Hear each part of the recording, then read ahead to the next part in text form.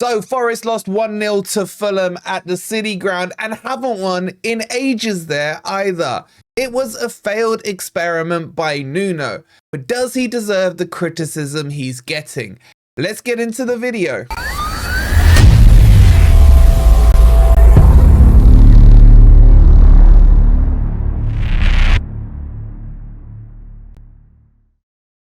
Good morning, good evening, or good night. Hope you guys are doing well, and welcome to your latest Nottingham Forest video. If you haven't already, please don't forget to hit that like button. Subscribe to Forest Fan TV if you are new. Let me say a massive thank you again for getting us over 21,000 subscribers. We can nearly fill the City Ground with all you guys.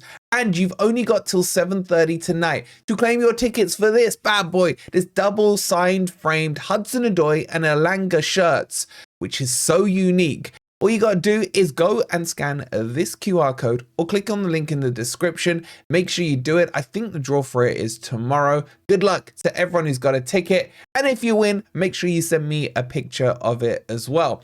Okay, let's jump into this video and let's talk about Nuno. We don't talk about Nuno. No, I'm not going to do that in Canto's song. Anyway, he's been in for a lot of criticism this weekend, and I feel rightly so. But I do want to separate this game from Nuno's job so far at Forest. I think that's important to do. And also, I think it is important to give him criticism.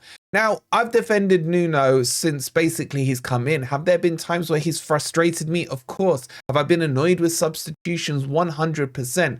But let's bring into perspective what he came up against when he joined Forest. Firstly, Forest were on a downward trajectory, heading towards the drop zone last season when Steve Cooper left. And Nuno came in, got a win straight away. Well, not straight away because of the Bournemouth. Let's not talk about Rob Jones. But won against Newcastle, then beat Manchester United, and things were looking rosy. And then he got hit with the PSR charges, and that kind of shook us on their way towards survival. And it wasn't until the summer where we started to see the real Nuno for me. A lot of the football last season was a little bit of a transition from Cooper ball into Nuno ball, but I think everyone unanimously agreed that we had a good pre-season. And we've had a great start to the Premier League. So far for me, Nuno's been ticking all the right boxes on what he's done. I like him as a person. I like the persona he has. From what we hear from, the guys we know at the club, when Nuno speaks, everyone stops and listen. He has that aura about him when he's talking, and in turn has the respect of the players. And all these things are really important. He's got so much right on the pitch and a lot right off the pitch as well. But with all that said, it doesn't put him above criticism. Look, if Cooper had put out the performance against Fulham last week that we saw, I'd be criticizing him. And I don't differentiate between the manager or who it is or how I feel that manager, whether or not he should be in charge or not. I will look at things in isolation. So let me put that caveat in place before we start talking about this. Fully behind Nuno, but he definitely got things wrong against Fulham. So now let's look at that in isolation. The biggest talking point of the weekend was the formation. We discussed this on Grumpy Old Reds last night. Go check it out. I'll leave a link for you on the end screen. But it was completely wrong. And something that's been worrying me in the back of my mind is Nuno being more concerned about the opponents rather than our strengths? I put a more in-depth detailed video on this on Patreon as well, so if you're a Patreon member, go check that out.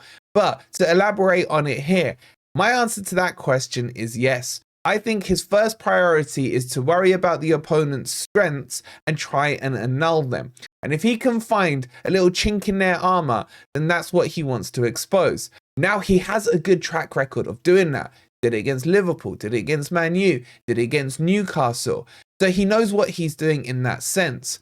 But what I want to see from Nuno now is the transition into Forest strength. I really want to get to the days where a manager, or should I say Nuno, is coming onto the field saying to the opposition, I know you're good on the counter-attack, or I know you have fast wingers, or you've got this striker that's next level. I don't care. We will annul you guys by playing to our strengths, which is using our pace in the width, which is using, the creativity of Morgan Gibbs-White doing all those things. And I'm going to put the gauntlet down to you and say, okay, let's go heads up and let's see who's got the better team and who's got the better manager. Now, I'm not saying I expect that to happen against Chelsea next weekend or even after who we got after that, Palace and Leicester, I think. But I want to see transition towards that he's going to go with his strengths. I felt we were starting to see something like this throughout the season when he started to put a similar lineup in a fixed formation, 4-2-3-1. That was his go-to formation. And that to me was telling me that he's starting to stamp his authority. And I almost think the Liverpool match made him second guess and question what his approach should be in games going forward. So, he changed it up in Liverpool to a 4-3-2-1 rather than a 4-2-3-1. And then we saw the famous 4-4-2 now against, who was it? Against Fulham last weekend. Now, let me say all this let me cover myself here by saying, I fully expect against the Cartel 6 or teams that are at the top of the league that Nuno would deploy those tactics. Where I can't accept it is teams that are meant to be in and around where we're playing right now. And I would class Fulham as one of those teams. And especially if we do this at home. At home, I'm a firm believer, maybe I'm just too old school, that the expectancy is on the home team to be on the front foot. The expectancy is that you get the crowd behind you by playing some attacking football, by taking it to the opponents, by putting them under pressure and forcing them into a lower defensive style, applying pressure, getting a lead, and then playing the tactics you need after that. And I just don't feel we are currently seeing that at Forest this season, especially at home. And his home record would actually agree with me. We haven't won since we last beat Fulham, which was on, I think, the 2nd of April last season at the City Ground. And I think Ant said on the show last night, he's won 3 in 18 at home.